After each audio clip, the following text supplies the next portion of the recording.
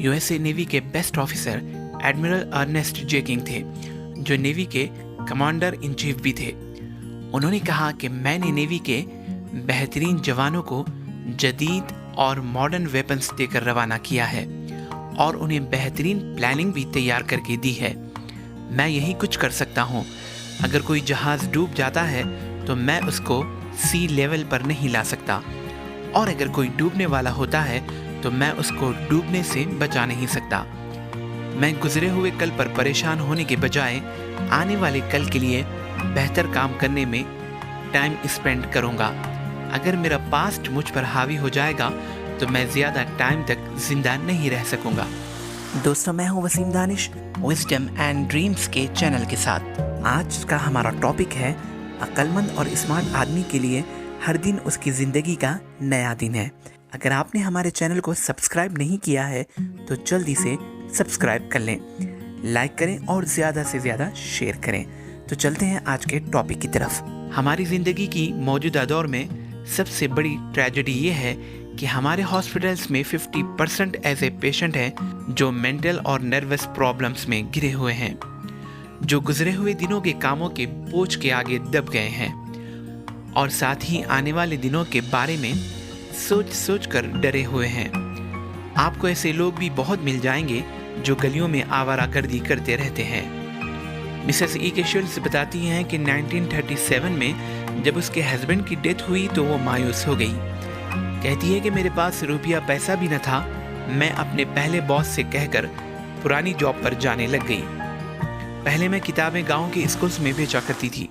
जब मेरे हस्बैंड बीमार हुए तो 2 साल पहले मैंने अपनी कार बेच दी थी। बाद में मैंने कोशिश करके कुछ पैसे जमा किए और एक सेकंड हैंड कार खरीद कर उस पर किताबें बेचना शुरू कर दिया। मैंने सोचा था कि सड़कों पर आने जाने से मेरी प्रॉब्लम्स ख़त्म हो जाएंगी और दिल भी लगा रहेगा, लेकिन अकेले ही कार ड्राइव करना, अकेले ही खाना मेरी परेशानी और उदासी को ख़त्म न कर सका। काम भी कुछ ज़्यादा न था कि मैं बहुत ज़्यादा बिजी रहती। एक वक्त ऐसा आया कि मैं अकेलापन बहुत ज़्यादा फील करने लगी। दिल बर्दाश्ता होकर सुसाइड या ख़ुदकुशी का सोचने लगी। मैं सोचती थी कि कामयाबी मेरे लिए मुमकिन नहीं रही। मेरे पास रहने को घर न था। किराए के कमरे में रहती थी, मगर उसका किराया अदा करने के लिए भी मेरे पास पैसे न थे। मेरी सेहत दिन ब दिन ख़राब होते जा रही थी और मैं डॉक्टर के पास इसलिए नहीं जा सकती थी कि मेरे पास डॉक्टर की फ़ीस भी न थी। जो चीज़ मुझे सुसाइड करने से रोक रही थी वो मेरी बहन की परेशानी थी और मेरे पास कफन दफन के पैसे भी न थे। एक रोज़ इत्तेफाक से मैंने एक ऐसा आर्टिकल पढ़ा जिससे मेरा हौसला बढ़ गया। उसकी एक लाइन तो ऐसी थी जिसे मैं ज़िंदगी भर नहीं भुला सकती। वो जुमला था, अक्लमंद आदमी के लिए हर दिन नई ज़िंदगी का दिन है। मैंने ये जुमला टाइप करके अपनी पुरानी कार की विंड स्क्रीन पर चिपका दिया ताकि जब मैं ड्राइव करूं तो ये जुमला मेरे सामने रहे। जहां मैंने अपने पास्ट और उसकी यादों को भुला दिया, वहां मैंने फ्यूचर के बारे में घबराना और सोचना भी छोड़ दिया। सिर्फ एक दिन की ज़िंदगी मेहनत में गुजारना मेरे लिए कोई मुश्किल न था। मैं हर रोज़ सुबह सवेरे खुद से कहती कि आज मेरी ज़िंदगी का नया दिन है। इस तरह मैंने अकेलेपन और गम पर भी कंट्रोल पा लिया। अब मैं खुश होने के साथ साथ कामयाब भी हूँ।